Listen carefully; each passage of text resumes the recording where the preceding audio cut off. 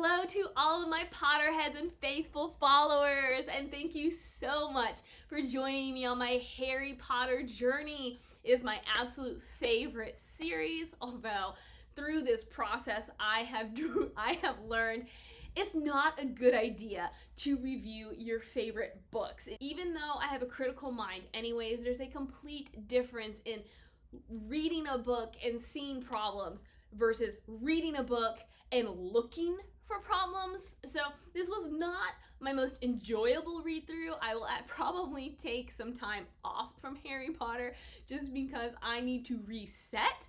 But today I am doing book 6, and that is Harry Potter and the Half-Blood Prince. For those of you who for some reason have never read Harry Potter, I will give you a brief overview. Harry Potter, boy wizard, 6th year at the Wizarding School of Hogwarts. Things with his archenemy Voldemort are coming to a head, and so this book is essentially preparing Harry to defeat Voldemort, and that is done largely through the pensieve. I don't know about you, but I love the pensieve, so that is what I enjoyed most about this book. I actually have a friend who said the pensieve is the reason she doesn't like this book. And I guess it's because it could be viewed as distracting. It's not so much about Harry as it is about Voldemort, because how the pensieve works is we take memories, people's memories, put them in the pensieve, and then we get to be immersed into those memories. And so Dumbledore has found people who have experienced Lord Voldermort. Really difficult task. There's not a lot of memories out there, but by viewing these memories, we get to understand Voldemort. We basically get to see his strengths, his weaknesses, what he values, what he doesn't, and by understanding those aspects of Voldemort, Harry can then defeat him. That is kind of the purpose of this book. In between, we have little things like Snape finally gets to become Defense Against the Dark Arts, and Harry, Ron, and Hermione are like, okay, now we're done for. Snape has gotten his way. We know he's a Death Eater. Bad things are gonna happen. We get a new potions master who is Professor Slughorn, and through this, he has to use an old school book, and it turns out to be the property of the Half-Blood Prince. Whoever this Half-Blood Prince is basically a potions whiz, which can I just tangent a little and say, like with Neville, you know, he could have succeeded a whole lot more if he'd had more confidence. Like, Snape was really bad to Neville, not nearly as bad as he was to Harry, but without Snape around and with encouragement, Neville was able to succeed. And so the same kind of thing is happening here, where Harry is able to do better without Snape breathing down his neck. And we learned that his mother was a really great potioneer. I don't really know how you would term it. I love the idea of the potions book, but I do wonder why he's not better at potions, considering all he does is study, you know, or why people doubt his ability to do something when all he does is read this potions book. Anyways, the potions book. Okay, so spoiler alert, we find out that the Half-Blood Prince is Snape. So apparently, Snape's got skill in the potions room. He knows his way around a cauldron, and we learn he is a Half-Blood Prince because his father was a Muggle, mother was a witch, her maiden name is Prince, ergo he is a Half-Blood Prince. We know Hermione is super skeptical about him, especially after a couple of the spells that Harry finds in there. But I find it interesting, quite funny, that Harry likes this Prince character so much when he cannot stand Snape. So on some level, you gotta wonder, could they have gotten along if they didn't have bad blood between them because of Snape and Harry's dad? I don't know. Anyways, that's the whole deal with the potions book in the Half-Blood Prince. Eventually, Harry uses a spell he found in there that nearly kills Malfoy, and this is another thing I don't quite understand. Okay, yes, what Harry did was bad, but he was defending himself because he had walked in on Malfoy upset. Malfoy turned around. I guess he was embarrassed that Harry saw him crying, and he was going to use an unforgivable curse. So then, yes, Harry does what he does. Snape comes in. Obviously, since it was his potions book, he was able to fix the problem. But then Harry gets in loads of trouble. And Ginny actually points this out. So I'm glad that Rowling did not just ignore this fact. But does nobody care that Malfoy tried to use an unforgivable curse on Harry? Why is Harry the only one getting in trouble? Why is Harry the only one getting focused on? And I know this is all writing. Like, okay, guys, all of my reviews, I understand none of this is real. But it just goes back to the writing, where did the author not think about that? Could they not have put something in there about maybe Malfoy got into some kind of trouble as well? Or like, we need some kind of explanation. Is it because Snape was involved, and anytime Snape is involved, nobody gets in trouble but Harry? Does Dumbledore never step in and be like, Snape, look? I mean, I guess there's a couple times Snape tried to fail Harry, so obviously Dumbledore must have stepped in. But does he not step in during the school year and be like, you're going too far? We do see that Dumbledore acknowledges this enmity between the two, and that Snape maybe does not see things as they truly are. So, like, isn't that the role of the headmaster, is to kind of create peace and harmony within his school? I don't know. And we also get this really great scene, which is actually more of a commendation for Daniel Radcliffe and his acting than it really has to do with the book. Because Daniel Radcliffe, not the best actor. You can see his progression, but I wanted to point out this scene. So the deal is, in Chamber of Secrets, we meet Aragog, which is Hagrid's giant spider. In this book 6, Aragog has died, and Hagrid is like, I want Harry, Ron, and Hermione to come to the burial. The three of them are like, I don't think so. But Harry has to get a really important memory from Slughorn because, and here's something I don't really understand, but the memory that Dumbledore had gotten from Slughorn was tampered with. And so he has tasked Harry to get the actual memory. And my problem is, it's obviously a tampered memory, but Dumbledore also has obviously figured out what Slughorn is hiding. So why we really need the actual memory, I don't get. In any case, Harry had won a Felix Felicis potion as a prize, and it's basically luck potion. And so in order to get this memory, he's like, all right, I'm going to take some luck potion. The potion actually sends him down to Hagrid's, and along the way he meets Slughorn. Slughorn, pretty greedy dude. He likes money, he likes things, and so he's like, oh, we're burying a giant spider. I want some of that venom. I'm gonna come too. So this is essentially how he gets the memory. But in the movie, this is probably Daniel Radcliffe's best bit of acting, in my opinion. So if you've never even seen the movies, you really ought to check out this scene, because Daniel has to act like he is under some kind of a spell, but not really under some kind of a spell. And so I really, really enjoyed this scene. It's not a bad scene in the book, but it's a pretty excellent scene in the movie, just because of how Radcliffe pulls it off. I was talking to a coworker, and it was kind of right after I'd first met her, and we had bonded over our love of books. And so we were talking about this at work, and I thought she was about to badmouth how well Daniel Radcliffe had portrayed this scene in the movie, and I was gonna be like, we cannot be friends if you're gonna badmouth how well he did portraying this scene. It turned out to be the exact opposite. We were in total agreement. But yeah, I just wanted to point, it has nothing to do with the book, honestly, but I love this scene. And there's so much of the books that we don't get in the movies, yet this is one scene we do get from the book, and it was executed flawlessly. So Daniel Radcliffe, bravo. I'm glad to see that you learned how to act. I'm sure you're a great actor now. It just took you a couple years to get there, in my humble opinion.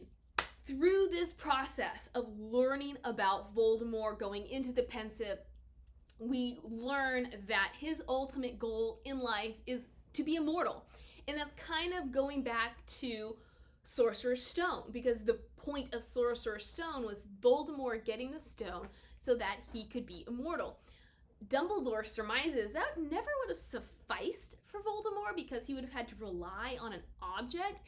So what would have been the ultimate achievement for Voldemort is to figure out a way that he just couldn't die. And so, hence the Horcruxes, which means splitting your soul into however many pieces, ideally not at all, but if you are, like, 1 is probably the safest number. Voldemort is obsessed with the number 7 because 7 is the most powerfully magical number. And so it's kind of vague as to whether or not he actually achieves that goal. But what we do learn is something we've already known, is that Voldemort is a descendant of one of the Hogwarts founders, Salazar Slytherin. So he has 2 artifacts from Slytherin, a ring and a necklace. And then he has always viewed, like Harry, he has viewed Hogwarts as his home. And so his goal was also to get an object from every Hogwarts founder and turn it into a Horcrux. We don't really know as to whether or not he's found any of those, but we do know that he had this ring. Dumbledore, at some point before the book started, had found the ring. Unable to stop himself, he had put it on. It was a cursed ring, so, and this is getting into some spoiler territory here, and it's even getting into some 7th book spoiler territory, so bear with me. So the ring basically cursed Dumbledore, and we have noticed throughout the book his hand is basically dead. But what we don't know is that it had infected the rest of him, and so he wasn't going to live that much longer. So spoiler for this book is that Snape kills Dumbledore. He casts the Avada Kedavra curse, and that just makes Harry so angry. He already doesn't like Snape, and so this just makes his antipathy even worse. But what we learn is that it was actually something that had been planned out between Dumbledore and Snape, because Dumbledore knew he was dying. So he asked Snape to kill him instead of, well, I guess this is kind of a spoily, but Voldemort. So in the previous book, there had been a showdown at the Ministry of Magic with a bunch of Death Eaters. All those Death Eaters go to Azkaban. So one of those Death Eaters was Malfoy's father, and so kind of in retribution for this failed mission, Voldemort makes Malfoy a Death Eater in his place, and his whole goal is to kill Dumbledore, is to infiltrate Hogwarts. So this entire book, Malfoy is trying to figure out a way to get Death Eaters into the castle.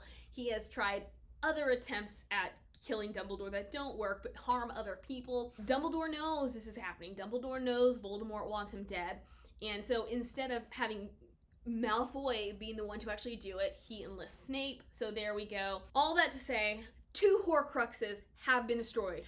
The diary, which is something, I love this. It is an element that has been pulled out of another book that nobody expected. But we had Tom Riddle's diary from Chamber of Secrets, and then we have the ring. So now we have 5-ish more. We're assuming Hufflepuff, Ravenclaw, Gryffindor. Don't really know what those objects could be. And then Dumbledore also thinks that the Snake Nagini could be a Horcrux. So yeah, that actually turned into a lot more than just a brief overview. I kind of gave you a brief overview, and then I just expounded on it, so I'm going to forgive myself. As always, I loved the misdirection of this novel and the subplotting and just how nothing was as it seemed. From the beginning, we think that this potions book from the Half-Blood Prince is slightly dangerous, just because we have Hermione being like, I don't know if you can trust it. But at the same time, Harry thinks it's a great book. It's helping him exceed in potions. We never for a second guess that it could be Snape's, because he and Harry are almost as arch-enemy-ish as Harry is with Voldemort. So the fact that Harry is obsessed and reliant upon something from his least favorite teacher, I thought was genius. The pensieve was my ultimate favorite part of this.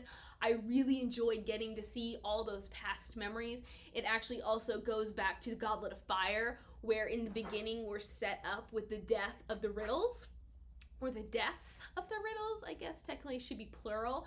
And so now we get to see how that happened. I enjoyed getting to see where Voldemort comes from, because we get to see who his parents are. We get to figure out how they got together.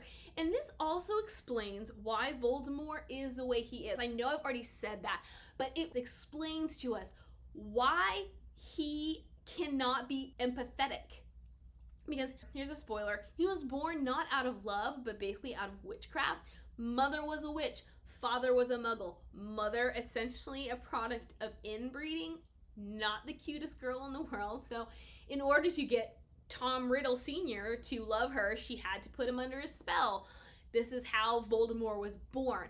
And so he cannot love because he was not born of love. So I really enjoyed seeing those elements. I enjoyed seeing him at the orphanage and hearing the little stories about the things he did to other people in the orphanage.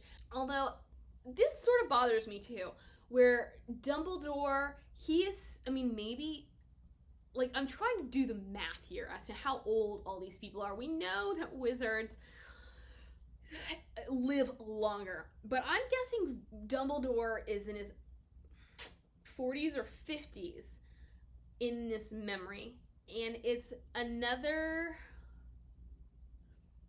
at least another 50 years to this point, so it's been like 100. So anyways, but Dumbledore has always been presented as a very observant, rational guy. So the fact that he stumbles upon Voldemort at such an early age, and even through school, like, yes, we know that he never really trusted Voldemort, but the fact that he never really kind of put clues together as to how dangerous Voldemort really was, never. It's not just after multiple readings. It has never quite sat well with me. I feel like it's out of character for Dumbledore, but I guess we wouldn't have a story if Dumbledore figured it out right away. In any case, I enjoyed seeing his initial meeting with Tom, or I guess at this point, he is Tom Riddle. His observations as to the way that Tom Riddle behaved, the fact that he hated having the same name as anybody, the fact that he always knew he was special. I thought these little moments in the pensieve were incredibly interesting, but I'm nosy, so feel free to disagree, okay? Like, if I could be in other people's heads, I'd be cool. Like, that'd be a great superpower. In any case, I can't read my notes because I wrote them in blue and I can't read that far away. One thing I have always thought has made this series so fantastic is the characters, or are the characters. And as much as I hate the 5th book because Harry is so dramatic, it's also what makes that book so great. And it kind of continues on into this book where Harry's biggest flaw is that he cannot keep himself in check. And so it's like, I love it and I hate it. I really hate seeing characters in books who never speak their minds, but at the same time, I'm like, why do you have to keep creating so much misery for yourself? I enjoyed seeing his flaws in decision making because it made him real, and it created more problems that kept the book interesting, like his encounter with Draco Malfoy. So because he almost killed him, he basically gets detention for the rest of the year, which means he can't play Quidditch. He's the Quidditch team captain. And so this event that is so important to him, that I think we all enjoy seeing, we no longer have access to.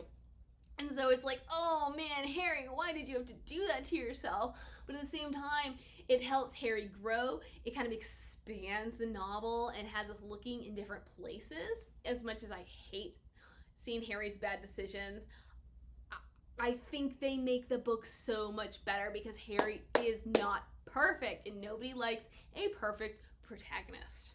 Going along with the misdirection and the whole Malfoy thing, I really loved how we had to figure out whether or not Malfoy was really involved in everything or not. Harry was obsessed, and not only was he obsessed, he was convinced Malfoy is the Death Eater, that Malfoy is behind everything, but nobody would believe him. Nobody wanted to believe him. There was proof that Malfoy could not have been involved in certain aspects, certain tragedies, yet Harry's like, I know what I know, you gotta listen to me. So it's again that misdirection of like, we're looking over here when we should be looking over here. One thing is Harry realizes Malfoy is disappearing from the castle because he has his Marauders map and he's like, where is Malfoy going?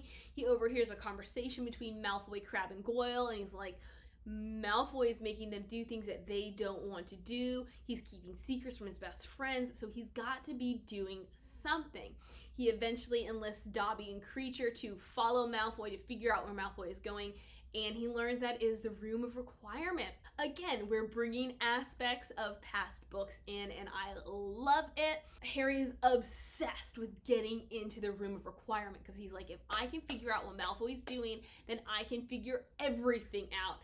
And in the end, because the Room of Requirement works by asking the room to become something that you need.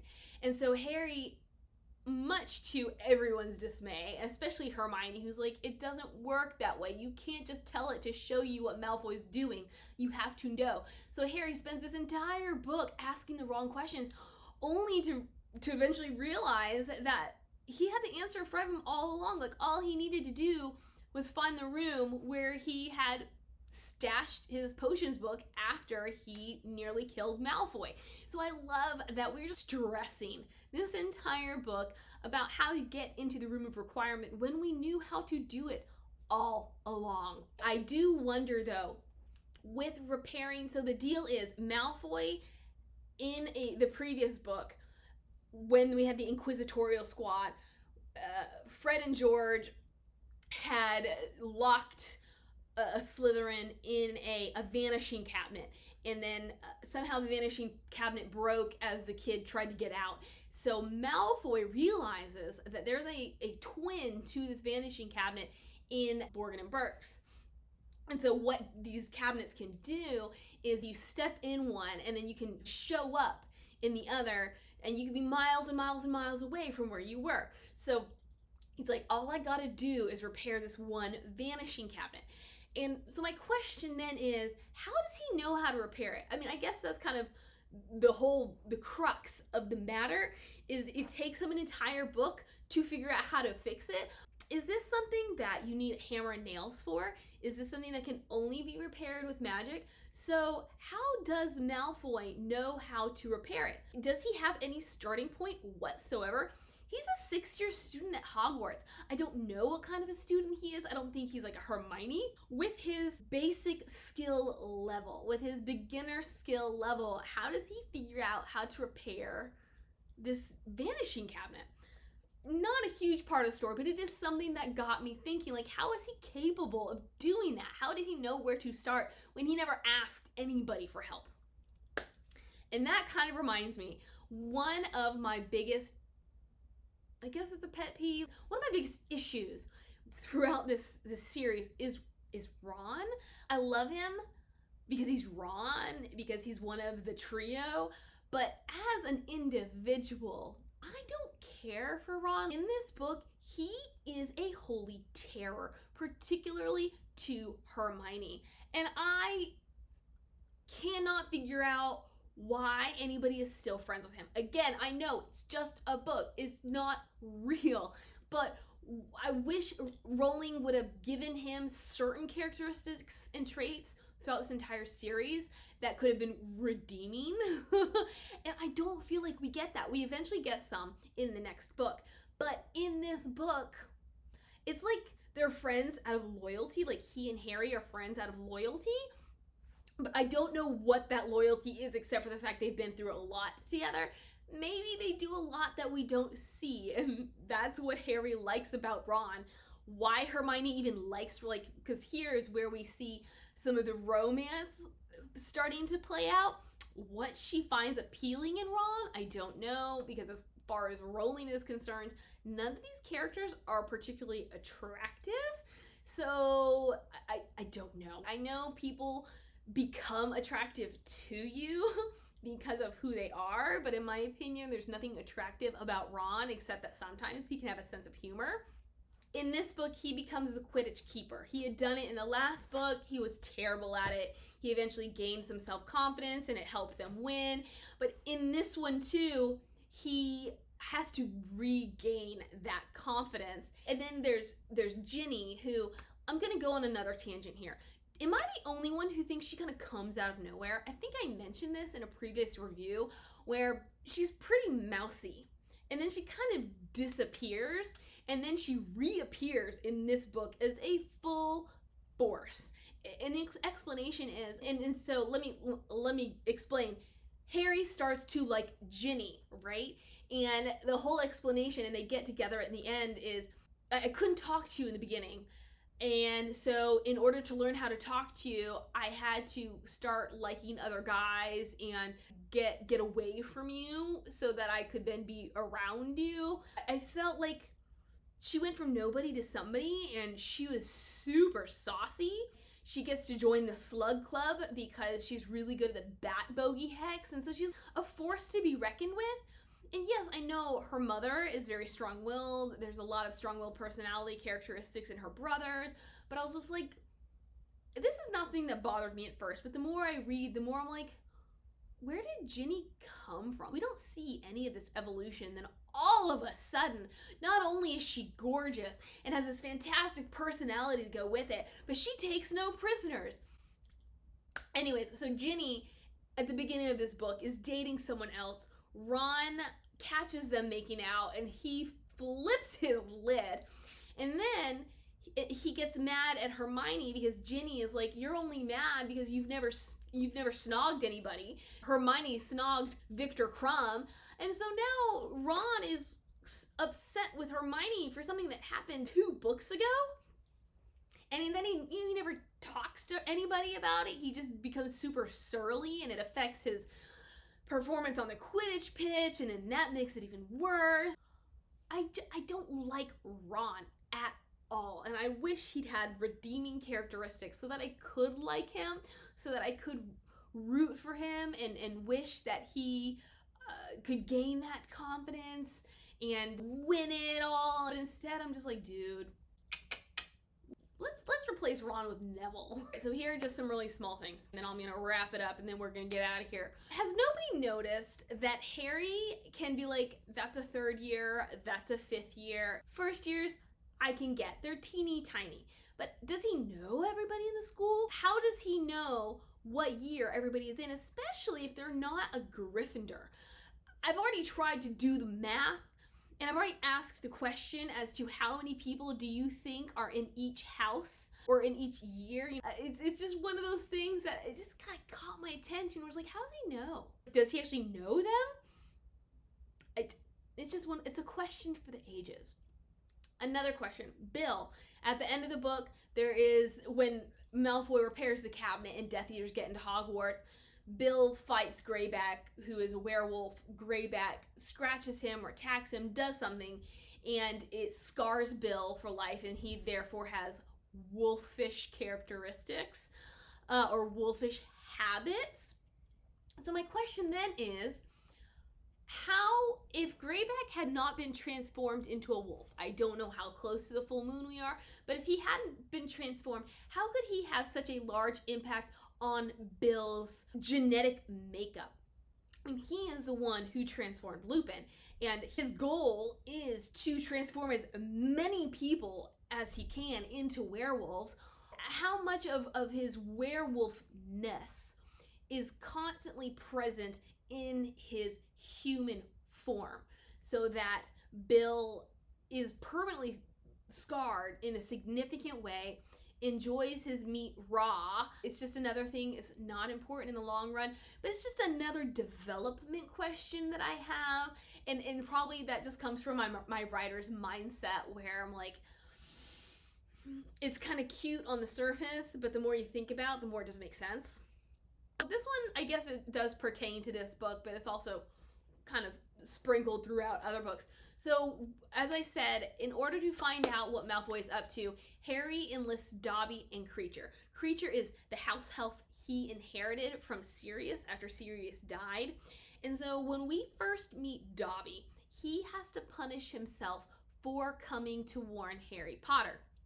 And every time we see him potentially do or say something he shouldn't, even after he has become freed, he tries to punish himself. Kreacher, we learn in the last book, he is sort of the one who's at fault for Sirius's death because he was unloved. Sirius did not treat him well.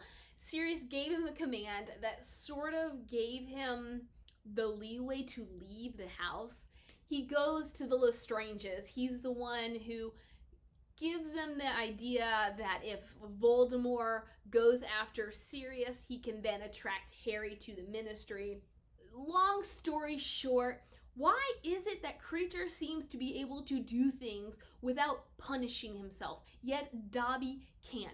Kreacher can say things he's not supposed to say, like they're not supposed to bad talk their masters, yet he bad talks Harry all the time. It's again one of those little things where I feel like Rowling wrote it because it was cute, because it was funny, but it doesn't necessarily make sense in the grand scheme of the world she has set up. Again, it bothers me.